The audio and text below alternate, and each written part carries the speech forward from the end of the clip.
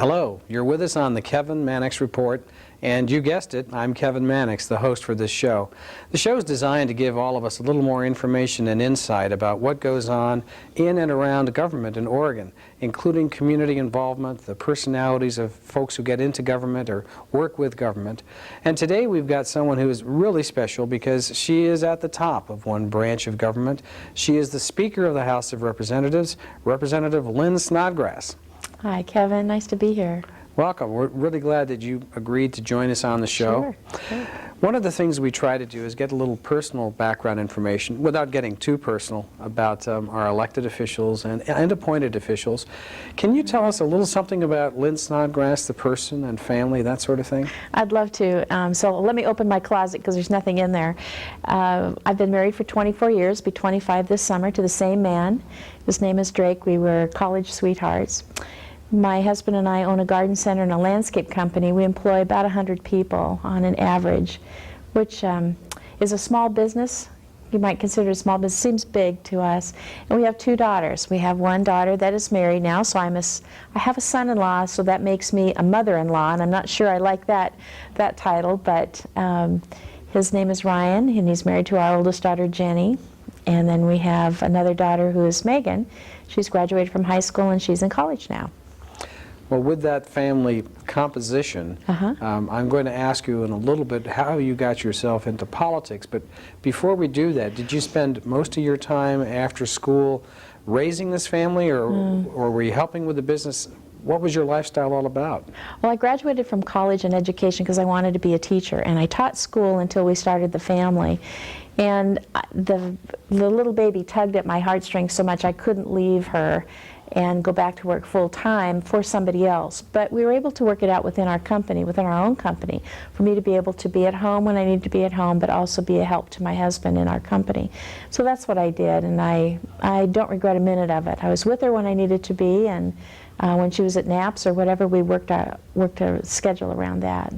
Well, with all of that, as the kids got older, it appears that at some point you decided to get involved in government. Can you give us some idea what drew you into that? Actually, I was an angry mom.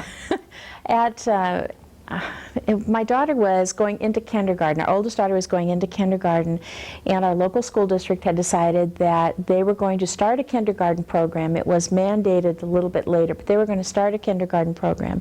And I heard that my daughter was going to be one of 30 students in a kindergarten class, and I was appalled. So using my teaching background and my resource expertise, I got together conversation, if you will, very persuasive conversation, and went to my local school board and made a presentation to the school board. And that was my very first on-the-record public official, if you will, speech. So I'm on record there. And I told them how terrible I thought it was that they were going to cram all those little kids into a small classroom. So that was my very first start. What ended up happening ultimately is they proceeded to start the kindergarten program there. But I chose not to send my daughter there for kindergarten. I did enroll her at first grade after that. Shortly after that, we moved to another community not too far from where we were, and I was a volunteer in the classroom. I used my teaching skills whenever I could, and taught music, I taught Spanish, I helped correct papers. I did what aides do. Now we need to figure a little time context here. You're doing what aides do, and you're working in the community. About when was this? Well, my oldest daughter, who's 23 now, was second and third and fourth grade, so it was double digits ago. Wow, okay. So I've been involved for a long time. As a community volunteer, I did everything I could in the classroom, but it got to a point, and Kevin, you've had the same experience, got to the point where you really felt like you'd maxed out at the volunteer piece and you wanted to have a little bit more say in some of the decisions, because I saw things happening that I didn't necessarily agree with or I wanted to promote. So I ran for office and was elected a school board member in my local community. How many years did you serve on the school board? I served for 4 years, and again, I became an angry parent because the state of Oregon, their legislature, those dirty, rotten guys down in Salem, decided that we should unify all school districts. And because of that law that was passed, I am now where I am. I didn't appreciate that law. We were a local school district. We were just fine the size that we were, but the law required us to unify. And because, again, of not necessarily anger in a bad sense, but passion about an issue, I decided I would run for a higher office and see if I could make some changes at the legislative area. Well, now you're in is it your third term as a member of the House? Third and final. And we'll have to talk in a little bit about term limits. Right. But you are also now the Speaker of the House of Representatives. And last session you were the Majority Leader. On another show we've had the current Majority Leader, Steve Harper, talk about that job. But you, as the Speaker, are in charge. You speak on behalf of all 60 members of the House of Representatives. How does it feel to be in that role, and how do you see that role? Well, I would not be telling the whole truth if I told you I didn't love being Speaker. I do love being Speaker, but I don't love it for the power. I love it for the challenge, and I love it because I'm serving. And that's how I've approached the job, and I hope that at the end of my tenure that people will look back and say, Lynn really served the people of Oregon. And it's the people of Oregon, not just the 60 members of the House of Representatives. It's an awesome position to be in because your sphere of influence is much greater than you're prepared for. And with term limits, I think that our speakers are going to be less and less prepared for what the role is. What I appreciate most, though, Kevin, and I'm not sure that you've gotten to that question yet, but I want to tell you that what I appreciate most is the ability to be able to talk one-on-one and have a good relationship with the Senate leadership as well as the House leadership.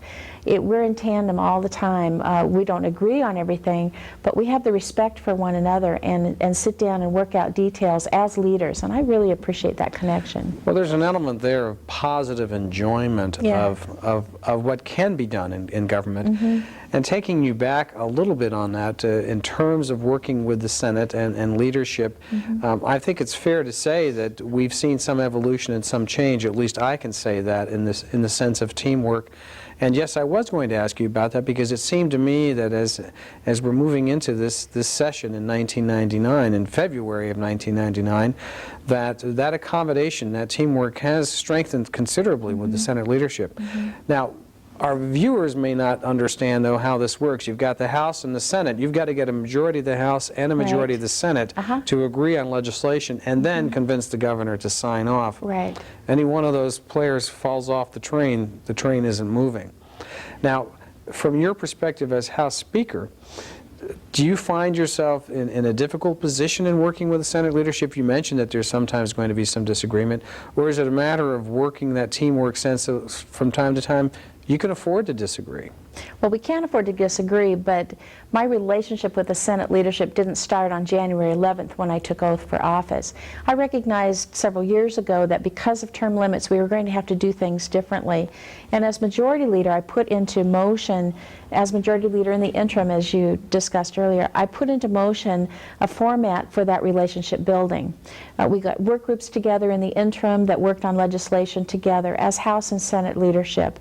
We had a joint caucus to come up with areas of commonality, if you will.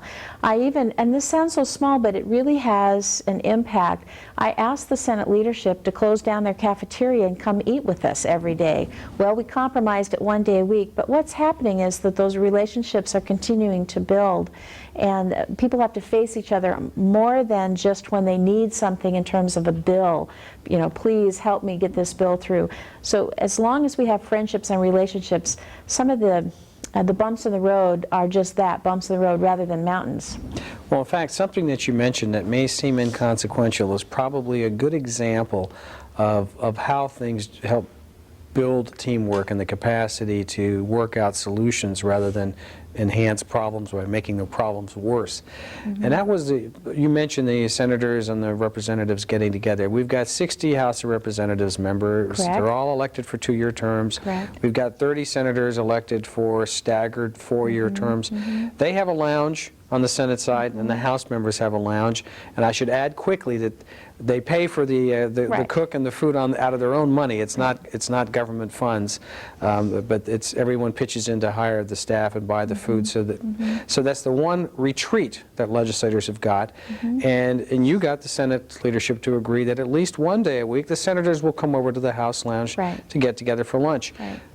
That personal interaction, is that an example then of how over time you just have to look for these chances to get people to work together more? We have to look for every opportunity that's possible for that relationship to be built. Kevin, you know, because you sit on the House floor with me, there are 27 new members in the House of Representatives.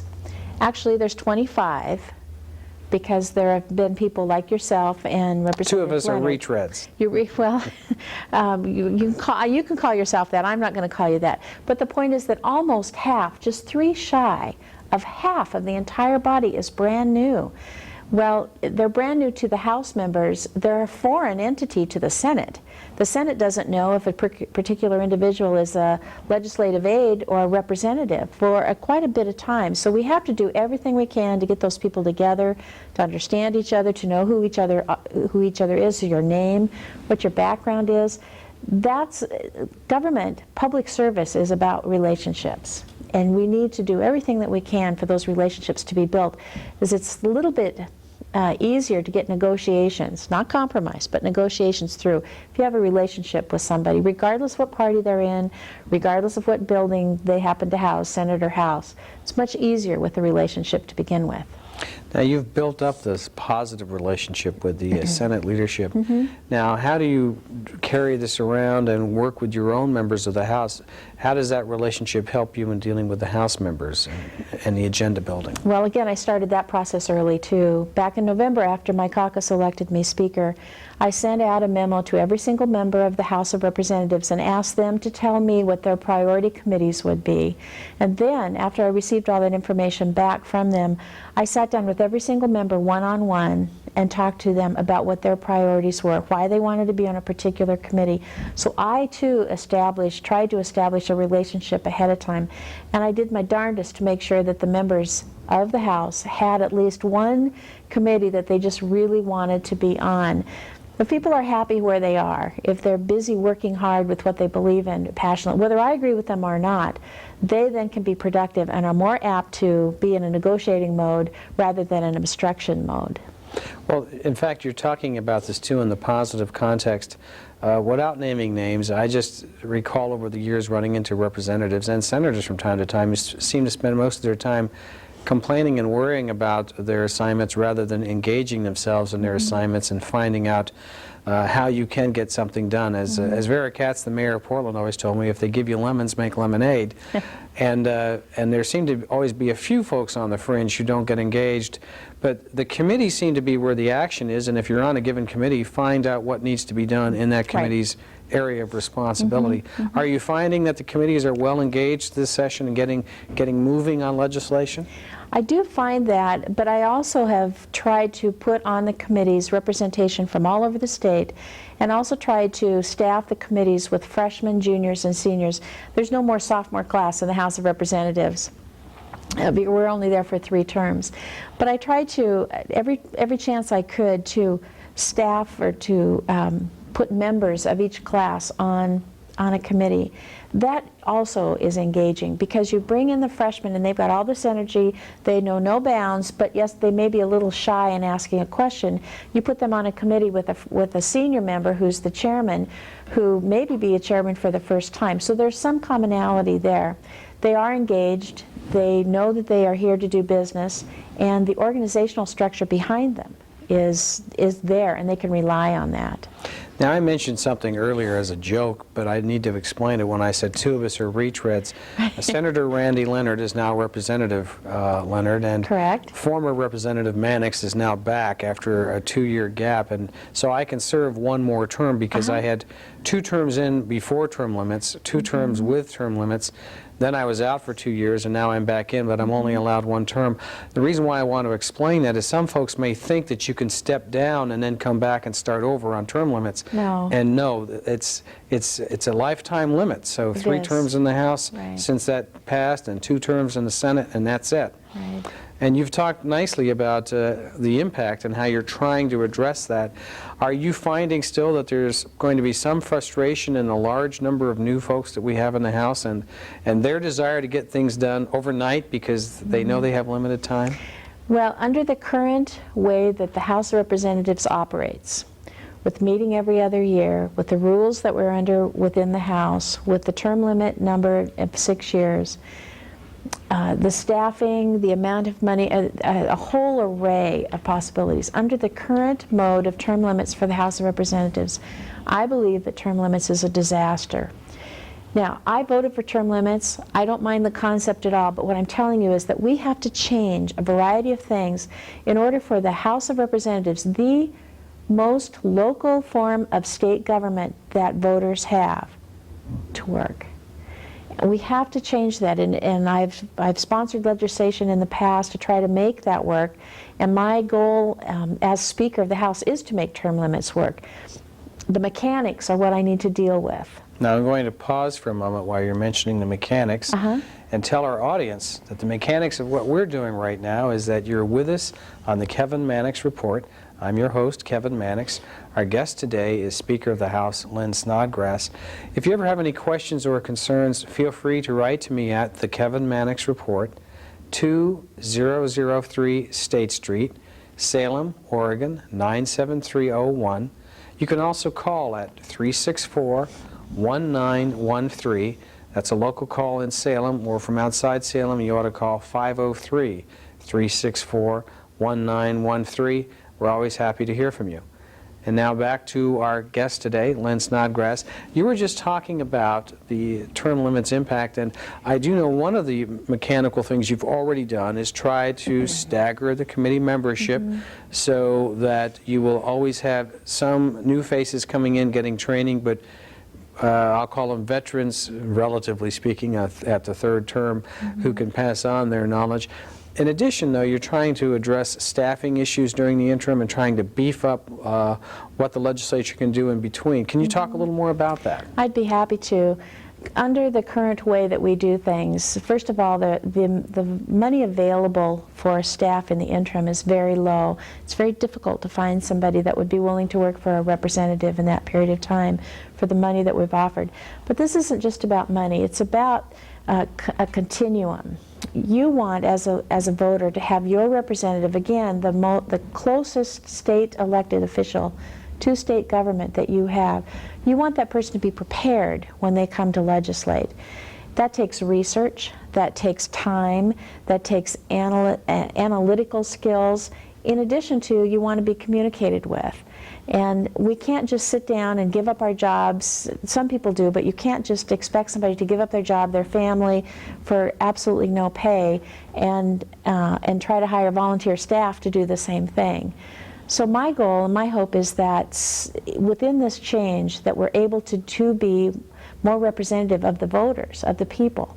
That's the link that I'm concerned about. Well, in fact, the staffing support would help the representative have more constant connection with the voters in the district. You bet. Now, I should mention, too, one of the things that was done before this session started was a much expanded and strengthened orientation program for new representatives, which, from my perspective, was a great success, and I commend you for that. I think that we also need to commend Ramona Kennedy, the Chief Clerk of the House, for the job she's done bringing people on board. That's right. Now, as you're looking at the rest of this session, what kind of agenda do you see? And I'm just talking big picture stuff now because there's so many little things. I understand the working relationship is positive with the Senate. What sort of movement do you want to see on some issues? Well, at this point in time, we're still under the spring break challenge, and that is the educational challenge that I gave on the first day of the session. People wondered if I could do it. People wondered if it can be done. And that's to adequately and appropriately fund education first. It's not a bizarre idea. There's only so much money in the state budget, and if we campaigned on being good stewards of our dollars for education, and if we campaigned to say education's first, then let's do it. It's very simple. Don't think about anything else. Think about the education budget, and that's what we're doing. Now, I did, out of respect to my comrade on the other side, when I talked to President Adams, who has been involved in the mechanics of the budget process before, I said, is this possible? And he says, well, I'm not sure it's possible. And I said, tell me the obstacles so that I can deal with the obstacles. He couldn't come up with obstacles. He said, well, maybe you're right. So that's exactly what we're doing. Now, it could be spring break at the end of spring break, but it's that spring break challenge, and that's what we're going for. So it falls back to that organizational skills that I've been talking about. While you're mentioning that, I think we should mention for our viewers that spring break does not mean the legislators take a spring break. No, we don't. It's the students who get the spring That's break, correct. but the legislature actually works all the way through. We do. 5 days a week until the session ends sometime, we hope, in June or That's late right. May. That's right. June. And so the spring break is the kids' spring break. That's right. But in addition to education and funding, we have a tendency to talk about just the dollars. We have proposed many other innovative ideas that will help with the education dollars. One of those is charter schools. Depending on when this is broadcast, I'm not sure that charter schools will be through the House yet, but it has been through the Senate. It got over to the House again, where those 27 new members sit, and it'll give them and the communities at large an opportunity to testify, to let us know how they feel about innovation, about opportunity, and about action for their community schools. You know, something that's a little ironic to me is we're talking charter schools now, and as you mentioned earlier in this program, at one point we were forcing school districts to consolidate, Right. when actually, in a way, the smaller school districts were the closest thing we had to charter schools, because you could have a school district with only 1 or 2 schools in Right. it. Local authority, you bet. And now we're suddenly discovering something that to some extent, a muddled down extent maybe, but some extent we had before, and maybe we will learn a lesson from this. Maybe so. And I'm just having a little fun with this, but maybe we should devolve the system down to where we have charter school districts where you can have a high school, a mid-high, and an elementary school, and they can be nice and cohesive and develop their own program, and people will feel like they have ownership of their school district again. Well, Kevin, knowing your skills and talent, I expect to see that in a bill any time now, probably handwritten by you. It'll probably get me in trouble, too. Oh, I think we'll stick to some of the dynamic ideas that are already out there. okay. Talking about bill filing, though, that is one of the things folks wonder about, is they seem to think there's some magical mystery to bills. Bills are proposals. We have legislative counsel to put our bills together, but they're worked over by the committees in this process. They are. And you've talked about the structure. Can you talk a little bit about the importance of the committees? Is it just that bills go to the House floor and they get worked on there, or explain how the committees work? All the power is in the committee structure, and as Speaker, it's my responsibility to not only select the members of the committee, but who the chairman of the committees are. And I took that job extremely seriously. I wasn't thinking about legislation necessarily that needed to come through, but rather what a good committee structure was going to be like. It is the power of the people at the committee level. That's where it is. That's where you and I, all of our constituents, can come and have an impact on what the words are, what the exact words are going to be in a bill. Now then it's up to us, once that comes through the committee work, to vote yes or no on the floor of the representatives. But on the floor of the House, we have no authority to change the word of a bill. That all happens in the committee work. And in fact, if that bill has to be fixed, the most you can do is send it back to committee. You can't fix it by amendment on the floor. Not on the floor, not at the House rules. Well, we can send it to the Senate and That's try to true. get it fixed there. But the point is that the most local level of input for a voter, for a constituent, even for a non-voter, for a child in Oregon, is in the committee work. Now, we were talking before about communication, and I'm wondering if you could comment on how communication is going with the governor's office. My outside perception, or I'll call it middle-level perception, is that there's more of an effort to communicate this time, to give the legislature a heads up about concerns that might lead to vetoes, rather than stony silence followed by the automatic veto that was unexpected. How is that going? Well, perhaps he heard the term Dr. No several times in the last interim and has taken that to heart. The governor has been very accommodating so far. He has told us in writing or via the media at some point how he feels about particular things. After dialogue, we have asked him more specific questions this time as leaders than perhaps was asked last session. And he has become more of a negotiator, I think. But we haven't sent anything large to his desk yet. So I'm not sure what he's actually going to do with some of the large bills that come through.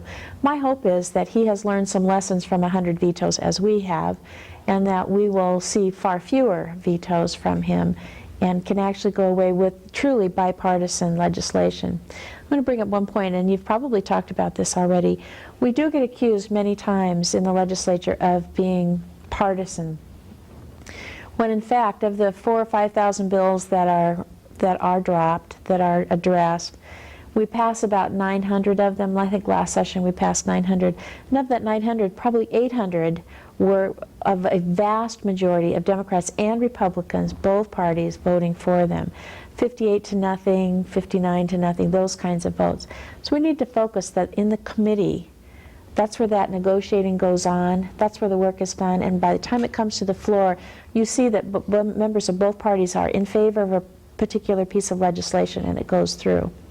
Hopefully the governor will look at that and pay more credence to some of that bipartisan agreement, more so than he has in the past. Well, in fact, for viewers generally, we need to mention that those are the items that don't get on the evening news because they're not colorful. In my committee, for example, which is the House Judiciary Committee on Criminal Law, we have not had a 4-3 vote on any bill yet. Good for you. And I dare say that, and many of our bills have already passed the House, and the day that we'll get media attention is the day when we have a fight in committee and there's a tough issue that we just have to diverge on.